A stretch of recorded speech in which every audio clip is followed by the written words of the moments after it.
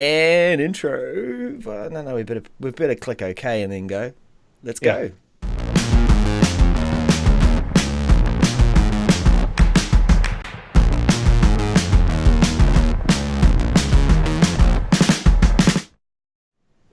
Boom. Good morning, good afternoon, good evening, good night, good now to you. This is the 365 Message Center show. I got it right the first time. You did. I did. Very impressed. You must have been practicing. I have actually. Yeah, Good. I'm like mwah, off screen, and I get all the enunciation correct. Yeah, definitely. So this is the first show that I'm running where I have 20 megabits upload for my new fiber. Everyone happy now? Woo. Yeah, I am. Although Yeah, I YouTube bet still you thought are. that I was bad, that I still had bad upload You are speed. So bad. yeah, terrible. Um, yeah. So Message Center. How you doing, Dan? I'm doing well. I had an eventful weekend, I came back to work to get my rest. Oh, So really? yeah, I spoke at SQL Saturday, Louisville, Kentucky, and then went from that event to camping, and had a good time camping, and um, so, but now I'm back to relax while I work Yeah, and to spend nice. time with all of you. So No, that's cool. That's cool. yeah, I saw a picture of the tent. So yep, that look, you said something about this is going to be in my home for the next 2 days, and I thought, yeah. is he still at? Is this what they do to go to SharePoint Saturdays in some areas of the world? They go camping and Well, maybe. then I mean, that is actually an interesting idea to, low do tech. a camping, low tech, technology experience, like go and do some learning. And, it's kind of because you have organizations who take their executive teams or their whatever, and they go off and they have a weekend or 2 days or Mm. whatever of brainstorming and idea generation. Why can't we do that Heck as a yeah. community? I don't know. That it'd be interesting, I think. Well, I think what was it? Alistair last year was wandering through some New Zealand travel information, eyeing up coming down here, and he saw some island that you can rent, and he thought, SharePoint Saturday, let's get New Zealand having one down Yes, he there on an did. island. Like, yeah, okay. Yeah, um, and so he kind of had that idea. I think it's good. It's a good idea. There's a lot of planning that would have to go in, so we'll see. yeah, yeah, and a lot of mobile bandwidth. That's Um, right. all right. So let's rock on. It looks like actually while we're checking in there, we'll check in with we've got Sarah Huzzy. Hello, Sarah, and Heidi Jordan and Phil. Hey, Phil. Oopsie, you're late. No, that's all right. You've got a note. Nice to see you. Right. So let's crack on over to our message center, and we've got three messages. We do. Three. And the first one is kind of interesting, not Yeah. because it's there. I mean, that's interesting enough, right? Hmm. But the interesting bit about it is that there used to be two. All Um, right. No, are you yeah, there. working from the bottom up, or are you going to save Yeah, that no, no, curly no, one till last? no, no. I'm talking about the planned maintenance for Yammer. Okay. Yep. Yep. Um, there were two of those in the Hmm. message center, one after the other, and they said the exact same thing. There was some formatting differences, but same words. I think there might have been a misspelling or something, and All so right. it was very interesting because someone noted on Twitter, "Hey, there's two of these. That's interesting. One Two has planned been outages. removed." Yeah, one has been removed in mine and yours as well, and but Yep. so there's got a scheduled for maintenance for Azure, and so as a result, Yammer will be down. And Uh, we've talked about these several times about they try to do these outside of work hours, but how do you do that for a global software yeah. product? It's Yeah. and user base. Yeah. Well, I mean, I guess the argument is that you know, being able to have the failover and happening live, and it's in two locations. So Right. why should there be an outage for any service on Office 365? But I think the other thing that's coming, if not here, no, we would have been told about it surely, was the regionalization of Yammer Right. along with Exchange and SharePoint, so you can have your Yammer space in your region, and That's right. yeah, that is coming. But yeah, good to see. I mean, we do see that from the Yammer team. I guess more often than updates, but at least they're telling us. Maybe Right. with the other services, we don't need it so much. Shall we talk just quickly about the TLS Yep. notification too? So this one, Yep. It's all in the bid to try and make sure you are being secure and that you're connecting to Office 365 in a secure way too. So TLS 1.0 and 1.1 are being phased out, and That's right. you do need to have your services ready to connect to 365 using TLS 1.2. They've given an extension on that to the That's right. 31st of October, my sister's birthday. Hey, happy birthday, Debbie. Hey. Um, Early. Isn't it like the official date of Halloween as well? Do they do it Yes, it 31st? is. Yeah, okay. Yep. Anyway, so TLS 1.2. Now, some of you might say, well, what's the big deal? This really comes into play when you've got other services that connect to Office 365, That's right. maybe web services and other stuff that's talking to it, and it might be using an older version of TLS. So there will be disruption to those services if you haven't upgraded it and made it more secure to 1.2. That's right. Pretty simple, that did. one. Yep. But I do think it's interesting of having that extension. They're listening, and I'm going to say it's interesting because we're going to talk about something else a little bit later. That's again because they're listening. Microsoft is listening and making adjustments as they go, which is great because we didn't see this in the years past. But this new Microsoft is, I love it. Yep, definitely. When you get feedback, they make adjustments. And, with the likes of this, potentially could be a lot of work for some organisations. They have to go through and upgrade servers and different endpoints and make sure that it's all working fine. You said that we're going to talk about this listening theme later. It's actually the next announcement. Oh, Yeah. well, it's one of this. We've got a theme for today. Microsoft is listening. If we had a, Oh, wait. this this was different. But they've corrected an issue with the metadata, and what is very interesting is I don't have this announcement in my message center. Really? I don't. Okay, well, I do not. That is interesting because let's just read through it. It is quite an important one. Mm-hmm. And let's just set the scene too. Part of the reason we see this announcement is because of GDPR compliance. GDPR. Because when there is something that may happen that exposes people's personal information, they need to tell people about it, and they need to say why and the affected user base, etc. This is why we get quite an explanation and a proactive way of happening. So on the 16th of July, if you remember from last week, there was a change or a announcement that the shared by me or shared with me view was changing. I thought it was the shared by me one. Anyway, it's going to be showing statistics on there about the usage trends, who's accessing it and what. And it is different. This is shared with me. We're talking about it is the shared the shared with me is the files that people have shared with me, and was announced here recently that was coming because that's new. Yeah. No, it was the shared by me one. Shared by me. Sorry, that's right. Last week. You're right. Yeah, and that was stats about who's accessing what. We're going to take a quick look at that a bit later too. But anyway, so with the shared me view, there was this change, and it exposed some unexpected file metadata. Now, that could be who created the file, or it could be anything that you might have attached to it in addition to what's standard metadata.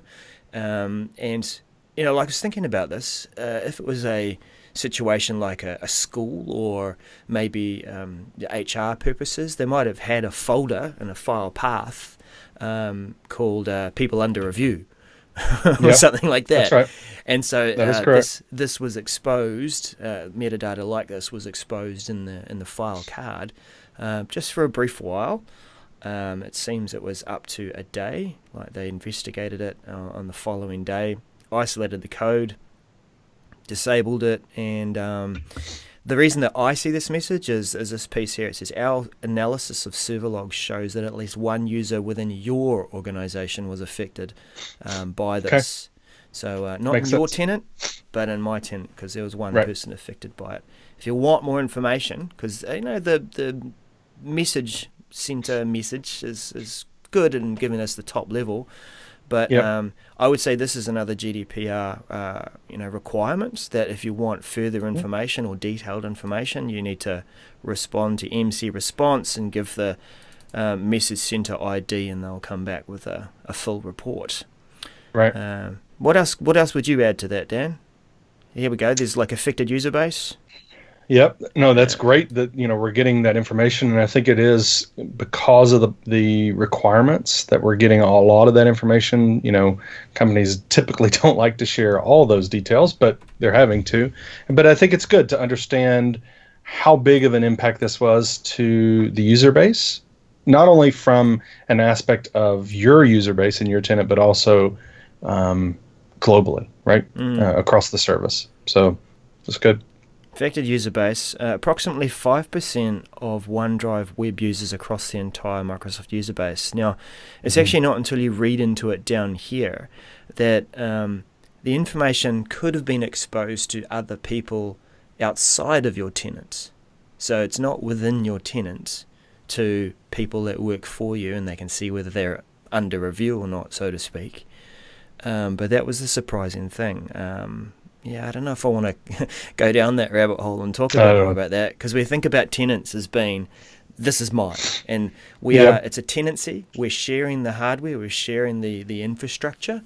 It's interesting how would it happen that our information could be shared outside of our tenant as far as metadata is concerned. And I think it's because of the shared with me aspect. Yeah, because you can have external users, right? So is this outside of your tenant, which an external user is outside of your organization, but then would be part of your tenant because they technically have that account in your tenant, right? Once they, so I don't know, is this semantics here of, is that what it's talking about? Guest users who have access to, I don't know, the guest user.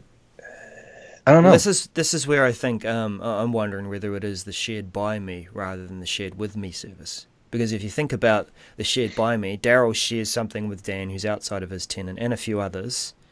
And then there's this change which, we're exposing more metadata. Now Dan, who is outside of my tenant, can go to the file card in his shared with me and then see this additional metadata. Do you catch that? Maybe. Yeah. I did, and I think instead of speculating on it, I think it would be great to actually find out, what it is, and maybe we need to send an email, because if you'd like more information, you could just send that email, and yeah, why not?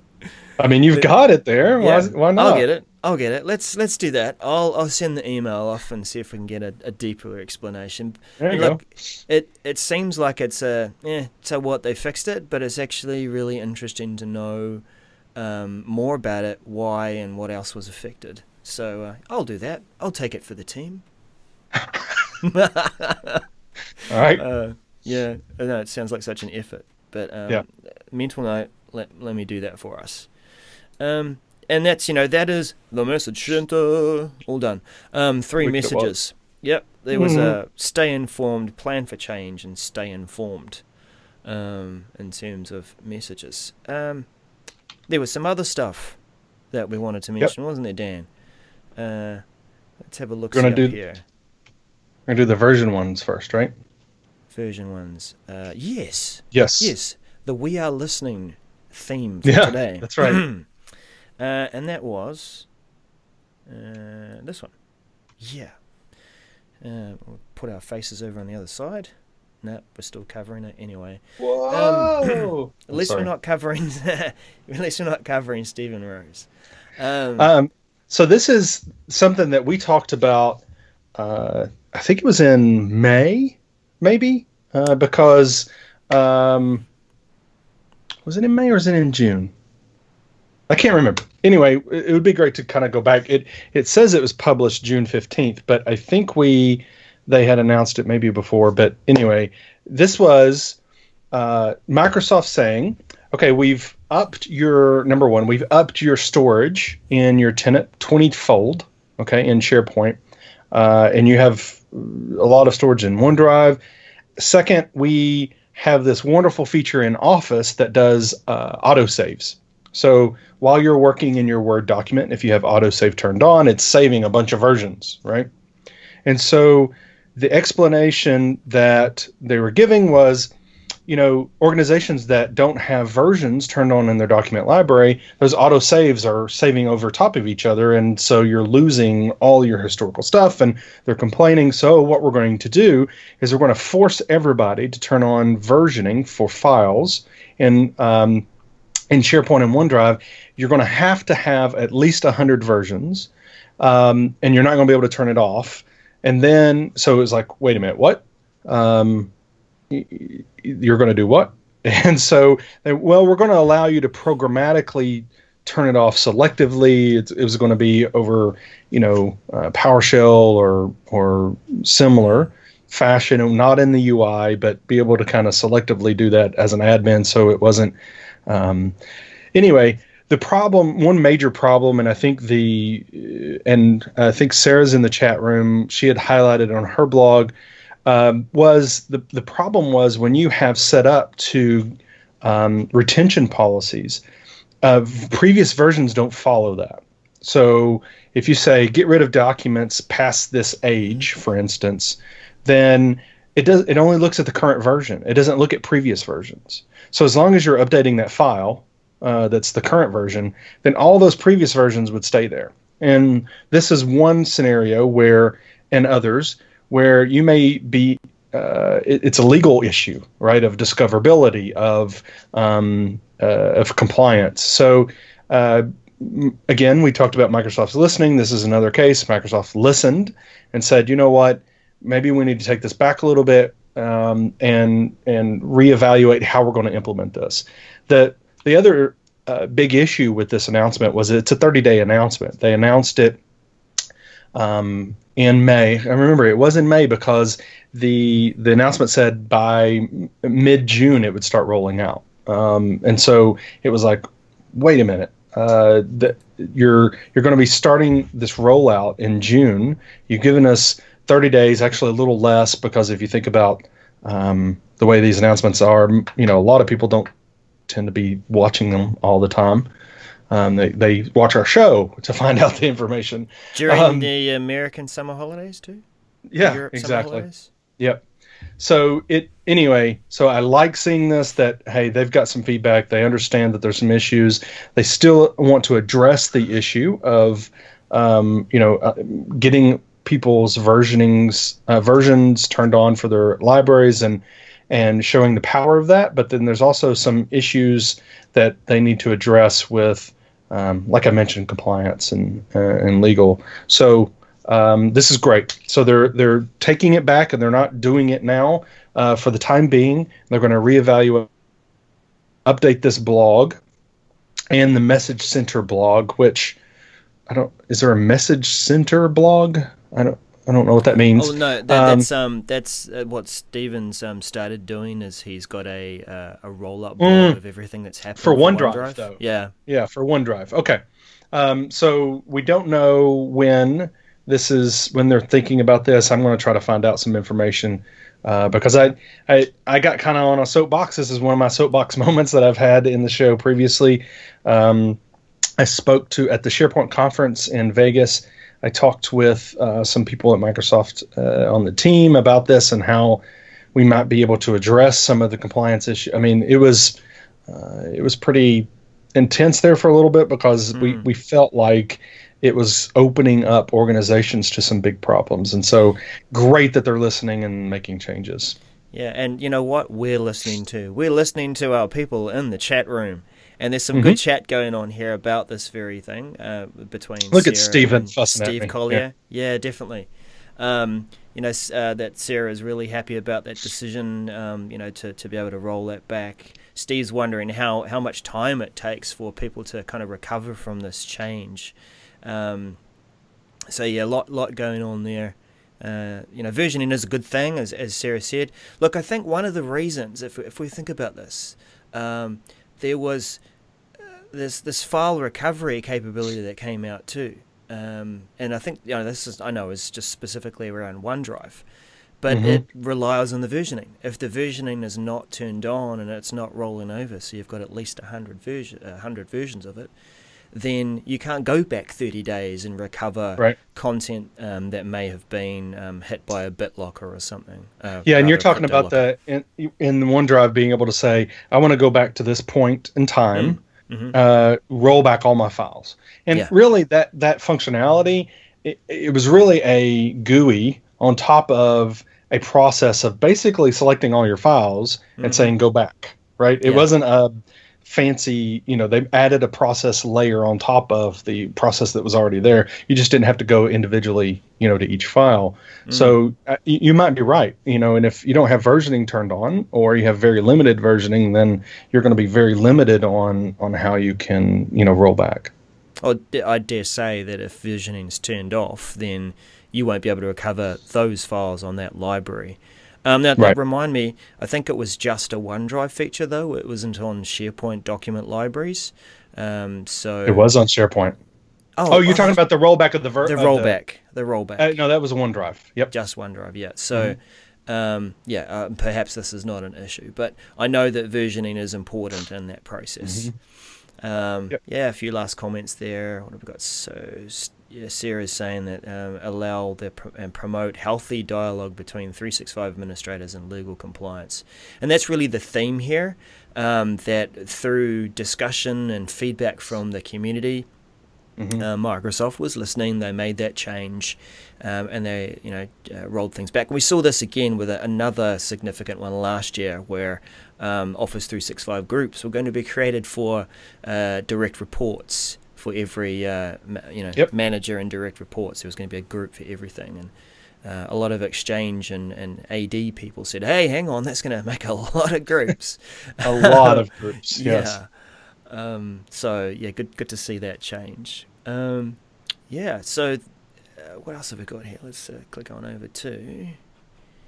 We had, let's take a look at the known folder one. So we are looking quickly at some of these, circling back on some of these previous announcements.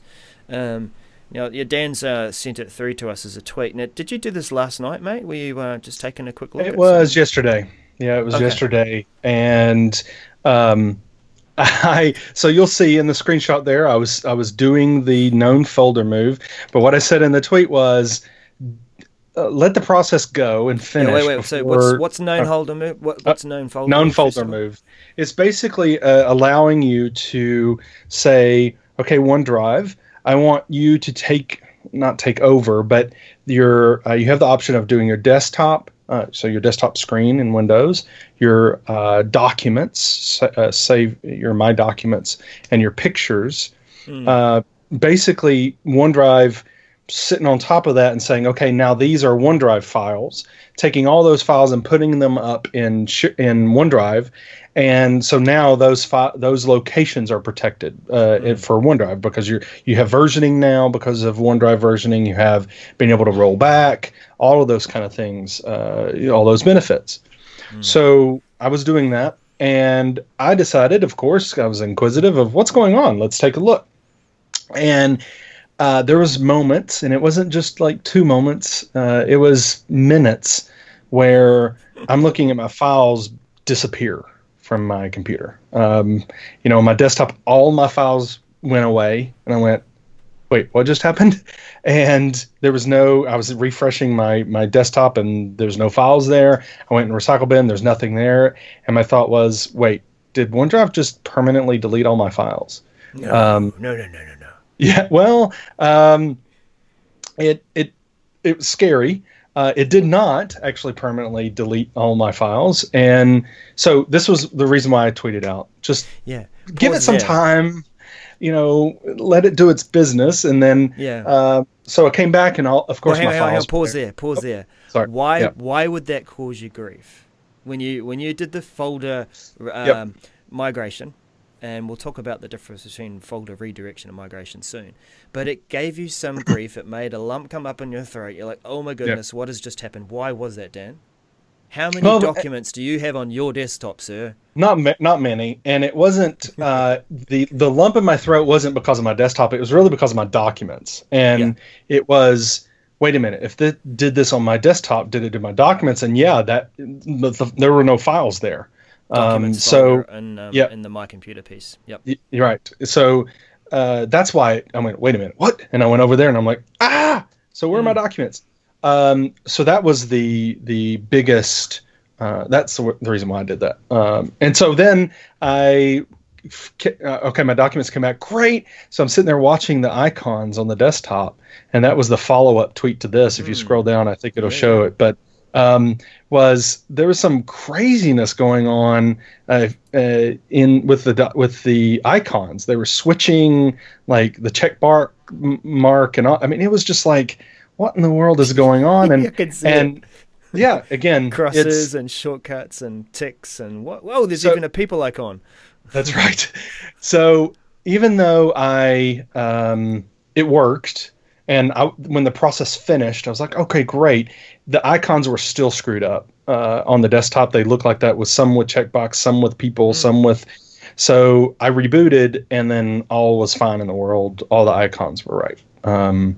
So anyway, just Now, my great that suggestion you shared is that you start the experience, though. process. Start the process and then let the process finish, right? Yeah. So I say that to say, Daryl, have you tried this? Yes, I have. Now that kind of feeds over to my experience. I think this is good, like you and I are talking about this, because if this is our users' experience, we need to prepare them for some funny business, or some potential like This is why we're talking about it. That's right. lumps and throats and oh my goodness, yeah, exactly. So my experience of that, and let's maybe just step through this and see if it happens live. Nothing like a good bit of risk there. Now, probably Are you can't for real? show this on my. Yeah, why not? I did this on my tablet last night. I know several reasons, but okay, go ahead. Yeah. You said why not? So, Yeah, okay. why not?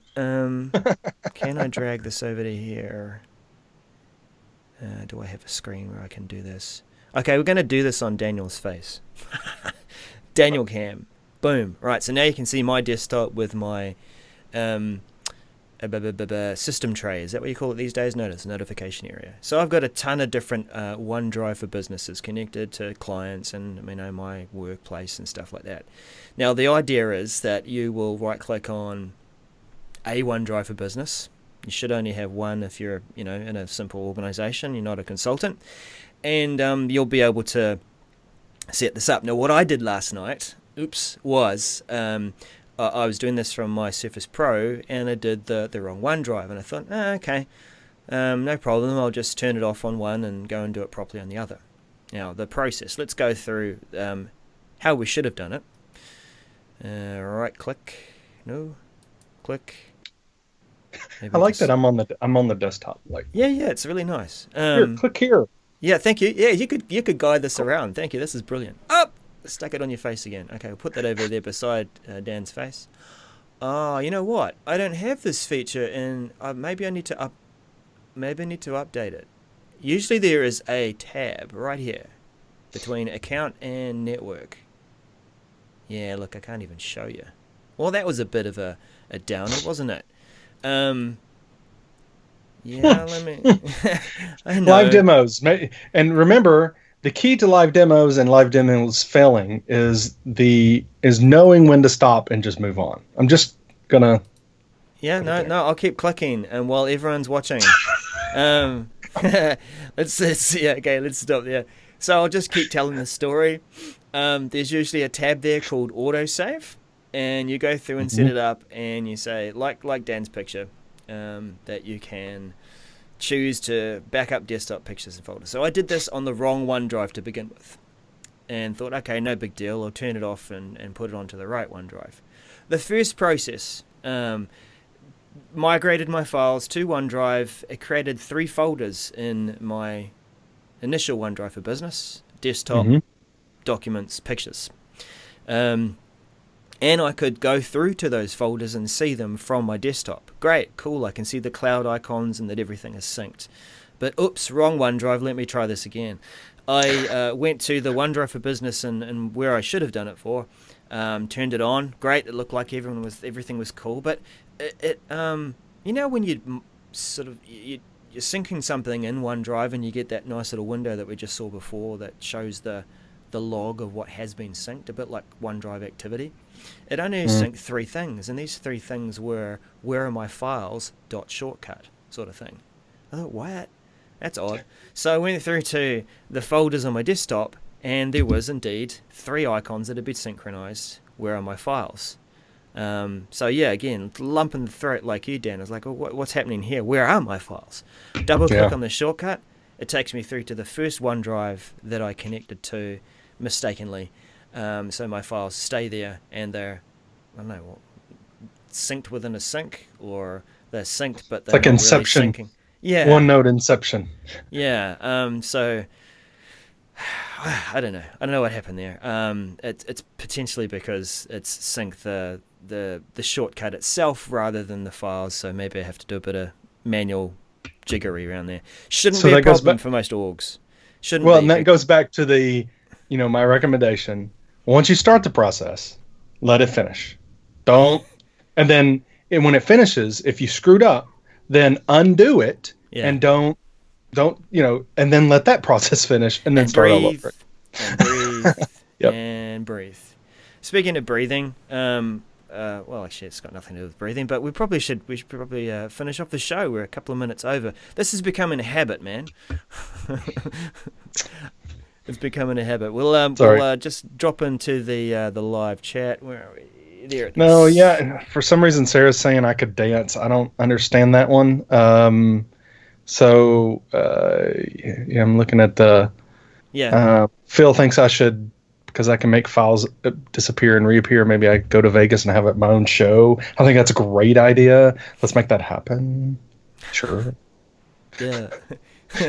Why not? But that was the 365 Message Center show for this week. We are looking to connect with a couple of people from Microsoft to sort of jump on and talk about some things. We might actually have to do it as a separate episode because they've got some cool stuff to show, and we don't want to, squish them down to only 10 or 15 minutes because so one of the things there, the Microsoft Whiteboard, we talked about that last week. We'll have Louise Fries, if I'm saying that correctly. Louise, she's the rock star, the newest rock star of Microsoft Ignite. Yeah, that's Chief right. Sketchnoter. That's going to be quite cool. So the idea is Ian McCotel, who's one of the PMs for the Microsoft Whiteboard and inking within Windows, is going to give us a demo on that and how it all works together. We're going to go into a demo tenant, my tenant, and we're going to have Louise, and she'll have a couple of questions, but she'll be sketchnoting the session in a corner of the whiteboard while Ian's doing his demo and bits and pieces up there. So we'll go through and look at that. Pretty cool.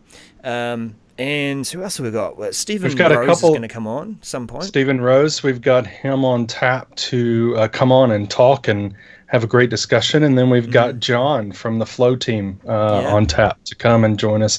So we've got 3 Microsoft interviews and conversations to have. We got those scheduled, or loosely scheduled, but committed, and we're going to get those done in the next month or so. So we're ready to go. Dean Gross has also got some questions. He wants someone from the actual Message Center team to come on so we can ask them. And look, good news there, Dean. Good news. Keep an eye out on the schedule for Microsoft Ignite and a certain podcast that will occur with a couple of gents from somewhere. Might even talk to someone who's we're going to talk to someone. Yeah, maybe. Look, we're being vague because we're not allowed to talk about the actual session schedule yet. But let's just say we've got it covered, and we'll save it up till then. If you don't. Great idea, Dean. We'll get on that. So you could have just. Waffling. 5 minutes over. Thanks everyone for joining us. We'll see you again next week. Tune into the 365 Message Centre. Check out our blogs. We've got Tracy coming up for a 2-year anniversary of her 365 message, 365 blogs of 365, Microsoft 365. Whole lot of content. She's done it faithfully for 2 years. Yes, be looking out. Wow. Yeah. So yeah, that's us. We'll catch you again. Bye for now.